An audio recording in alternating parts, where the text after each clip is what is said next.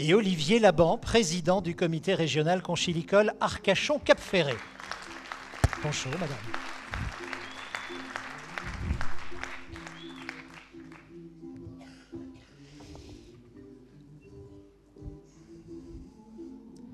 Merci beaucoup à tous d'être là. Je vais d'abord vérifier que les deux micros fonctionnent bien.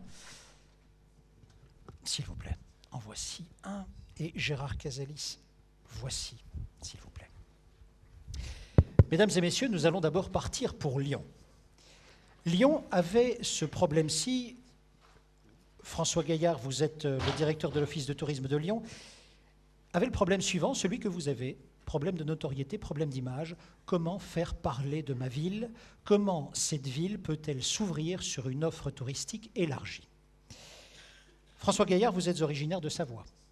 Vous êtes diplômé de l'école d'hôtellerie de Lausanne. Des passions en pagaille assaillent votre temps libre. Question générale, comment avez-vous fait? Quelle était votre réflexion au départ pour précisément faire en sorte que Lyon puisse devenir une ville beaucoup plus connue encore qu'elle ne l'était, et que certains puissent parler au nom de cette ville? Alors d'abord, bonjour à tous et à toutes. Tout ça, c'est parti d'une anecdote en fait. Nous étions en déplacement avec Gérard Collomb, notre maire, à Shanghai, je crois. C'était en 2006. Et comme il est de coutume, nous faisions une présentation d'un PowerPoint, donc avec tous nos partenaires institutionnels et puis une délégation de professionnels devant un parterre d'élus et de décideurs. Et cette présentation mettait en avant tous les atouts de Lyon et se terminait par une signature multiple que vous voyez là, que j'ai essayé de retranscrire, où on représentait les logos de l'ensemble des partenaires qui avaient effectué le déplacement à Shanghai. Donc l'université, vous voyez, les aéroports de Lyon, l'office de tourisme, etc. Et là, devant notre maire, un élu chinois se tourne vers, semble-t-il, un autre élu ou un de ses partenaires et lui demande mais qui nous parle? Qui s'adresse à nous? Et forcément, notre maire a été profondément vexé de cette remarque, qu'il trouvait parfaitement déplacée, mais il a très rapidement compris quel était le problème. Le problème, ce n'était pas un problème de volonté, ni de moyens dépensés pour traverser le monde, pour aller promouvoir Lyon à ces gens-là, mais c'était simplement un problème de signature. Nous avions une déperdition incroyable de communication, puisque nous signions nos documents avec tous nos logos sans avoir une seule bannière. Donc on s'est tout de suite mis au travail évidemment pour répondre à cette question. Nous avons créé la marque Only Lyon qui est cette bannière, cet étendard commun sous lequel nous communiquons. Et puis tout le monde a changé sa communication pour se diriger vers Only Lyon. Donc vous voyez, l'Office de tourisme est devenu Only Lyon Tourisme et Congrès, l'Agence de développement économique est devenue Only Lyon Aderly, etc., etc. Donc une bannière unique, un panache, et derrière cette marque, car c'est bien une stratégie de marque, c'est bien ça, derrière cette marque en question, tout le monde a suivi. C'est bien ça? Voilà, tout le monde a suivi. 12 partenaires institutionnels sont ceux qui travaillent principalement à la promotion de Lyon à l'international. Alors vous imaginez l'université, le MEDEF, la CGPME, les aéroports, l'office de tourisme, etc. travaillent sous cette bannière-là. Et puis après, l'ensemble des acteurs se sont appropriés la marque et l'ensemble des campagnes qui ont été effectuées, puisque cette démarche a pris plusieurs aspects, des grandes campagnes de communication dans la presse, à l'international, dans les aéroports européens, etc., des événements, beaucoup d'événements, ce qu'on appelle aujourd'hui le street marketing, et puis un réseau des ambassadeurs. Alors une initiative, voilà, réseau des ambassadeurs. Quelques mots sur ce réseau, de quoi s'agit-il exactement? Alors, ce réseau des ambassadeurs, il a 3 grands objectifs. Il a d'abord l'objectif de faire la promotion de Lyon à travers ses habitants, évidemment, mais surtout les habitants qui, à un moment donné, ont un contact avec l'extérieur et principalement l'international.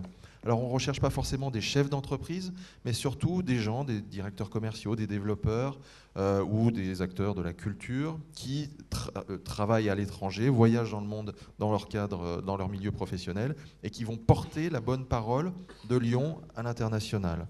On attend aussi d'eux qu'ils rabattent des opportunités pour la ville, des opportunités de congrès, des opportunités d'implantation d'entreprises, qu'ils fassent venir des personnes influentes, des acteurs de la culture, voilà. Et puis, le troisième point, c'est qu'ils nous aident à faire grandir le réseau, qu'ils fassent venir de nouveaux ambassadeurs, de leurs connaissances, de manière à ce que ce réseau grossisse. Aujourd'hui, on est presque à 6000 ambassadeurs Only Lyon. Donc là, vous voyez des personnes qui emmènent la marque un peu partout dans le monde, qui postent ces photos sur Internet de manière à faire rayonner la marque. Chaque année, on réunit nos ambassadeurs pour des grands meetings où on les remercie, on met en valeur les bonnes initiatives et puis on remet des awards à ce moment-là. Donc c'est un petit air Amélie Poulain aussi, hein. Je fais voyager la marque et je la prends en photo. Ouais, c'est un petit peu comme le nain de jardin.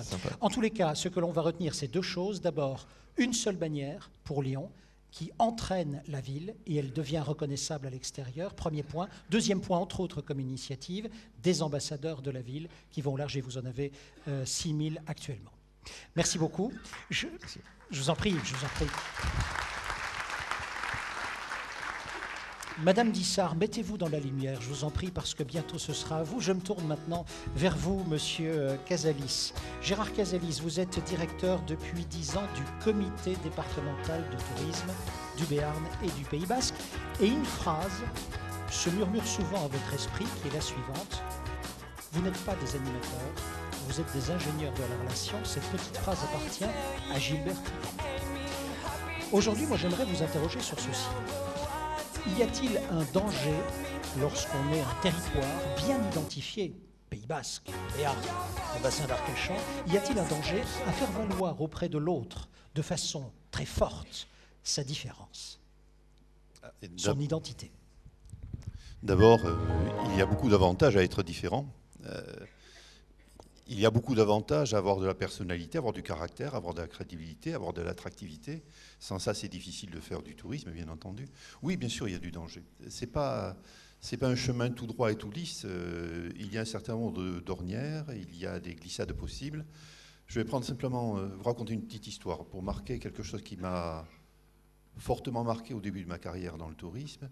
J'avais été chargé de piloter un groupe où il y avait des Basques, des Béarnais, des Bigourdans, 50 personnes en tout pour aller faire un voyage d'études en Bretagne. Je me retrouve donc tout seul, tout jeune, à cette époque-là, c'était il y a quelques semaines à peine, n'est-ce pas? Je me retrouve donc tout seul avec ces 50 personnes dans un car et on va en Bretagne. On est reçu tout à fait remarquablement à Rennes par ce qui est devenu ensuite le directeur de l'Office de tourisme de Rennes. Et on nous fait une soirée fantastique avec un groupe breton, plusieurs intervenants qui nous disent à quel point la langue bretonne est un élément totalement essentiel de la personnalité et de la culture de cette région. On nous parle longuement, effectivement, de la profondeur de l'histoire de la Bretagne. Le lendemain, on va visiter des équipements, le programme. On se retrouve dans un petit village pour passer la soirée où on a des chanteurs, des chanteuses bretonnes, où on nous parle effectivement de la profondeur de la culture de la Bretagne. Et le troisième soir, on revient à Rennes pour boucler notre circuit. Et se présentent 3 chanteuses bretonnes en costume qui commencent à chanter. Et à ce moment-là, j'ai entendu derrière moi « Aqueros montaños, que tan hauton sun ». Vous savez, c'est l'air des Pyrénées, chanté par quelques-uns des gens de mon groupe. Et moi, je faisais des signes. Arrêtez-vous, arrêtez-vous. Non, c'est pas correct. On est invité, on est chez les autres. Rien à faire. Elles étaient 3, ils étaient 50. Je ne vous dis pas qui c'est qui a gagné. Toute la soirée s'est passée avec des chants pyrénéens, des chants basques et des chants béarnais. Bien entendu, qu'est-ce qui s'est passé pour moi? Moi, j'étais épouvantablement, ulcéré contre les miens, gêné vis-à-vis de ceux qui nous recevaient. Je suis allé m'excuser, ce que j'aurais jamais dû faire, parce qu'en réalité, c'était les 50 qui avaient raison. On ne peut pas être nié en permanence. Nié, pas N-I-A-I-S, hein, on ne peut pas être nié en permanence. Nos amis bretons, ce jour-là, avaient tout simplement oublié que nous aussi, on existait, qu'on était de quelque part, et qu'on était aussi porteurs d'une culture. Si je vous dis ça, c'est parce que l'ensemble des gens qui viennent nous visiter sont exactement dans la même disposition d'esprit. Ils ne sont pas rien lorsqu'ils viennent chez nous. Et leur asséner en permanence que nous, on est nous, de se regarder dans la glace et venir nous contempler, nous, c'est une erreur psychologique majeure. Et on rate ce que Jean Viard nous disait tout à l'heure. On rate une partie de cette recherche fondamentale de ceux qui viennent faire le déplacement. Ils viennent vivre une histoire, ils ne viennent pas au spectacle des populations qui sont, soi-disant, elles, privilégiées d'habiter là. C'était le premier point. C'est un élément qui est très très important. J'ai la chance effectivement de travailler pour le Pays Basque, qui est une des régions les plus marquées, je veux dire, de France. C'est pas la seule, hein, mais c'est une des régions les plus marquées de France, et que c'est de ce point de vue-là une bagarre souvent qu'il faut que l'on conduise. Deuxième grande idée, l'autre, celui qui vient, le touriste, ne va pas comparer votre pays, pardon, ne va pas avoir vis-à-vis de votre pays ou vis-à-vis du bassin d'Arcachon le même sentiment que vous allez porter pour votre propre territoire, j'imagine. Oui, mais là je reprends encore effectivement ce qu'a excellemment dit Jean Viard tout à l'heure à propos de ce qu'on pourrait appeler l'illusion amoureuse. C'est pas parce que tu es belle que je t'aime, mais c'est parce que je t'aime que je te trouve belle. Et on a, de ce point de vue-là, la même tentation, souvent, chez nous par rapport à tout ce qui nous entoure.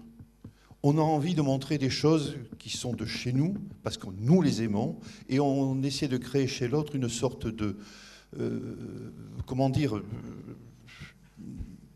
d'ébahissement ou de contemplation, en disant, voilà, regarde comme c'est beau chez moi, ce que j'ai à te montrer. Mais on oublie, me semble-t-il, deux choses. D'une part, c'est que ceux qui nous visitent sont aujourd'hui des multivoyageurs. Ceux qui nous rendent visite ont, comme vous l'indiquiez tout à l'heure, Jean, beaucoup d'autres expériences de visite derrière eux. C'est-à-dire que c'est rarement qu'on leur fait découvrir quelque chose d'exceptionnel. Et deuxièmement, ce que nous, on trouve exceptionnel parce qu'on l'aime, ça peut avoir une valeur totalement relative. Je prends un exemple, juste à côté de chez Emmanuel, il y a de fantastiques grottes qui sont les grottes d'Isturix et d'Oxocelaya. Elles ont une valeur intrinsèque importante, mais on n'en est pas à la vallée de l'homme pour autant. On ne va pas disputer à nos amis du Périgord le fait que la capitale, d'une certaine manière mondiale de la préhistoire, elle est là, elle n'est pas chez nous. Vous voyez ? Donc il faut qu'on soit toujours attentif à cette relativité. Et ce n'est pas quelque chose de facile à expliquer lorsque, messieurs les maires, on est en train de vous dire, vous nous dites, comme vous l'avez dit tout à l'heure, on a la chance de vivre ici, sous-entendu, on est le pays le plus exceptionnel du monde. C'est vrai de votre point de vue, ce n'est pas forcément gagné du point de vue de ceux qui nous visitent. On peut peut-être le dire aussi autrement, accueillir, c'est aussi écouter. C'est surtout échanger. C'est surtout échanger. C'est surtout échanger. Et je pense que si on ne prend pas cette dimension en permanence dans l'ensemble de nos actions, être à l'écoute, parler à l'autre, pas parler de soi uniquement, c'est vrai que on rate une partie de notre mission d'accueil. Merci beaucoup, Monsieur Casalis. Et on peut l'applaudir lui aussi.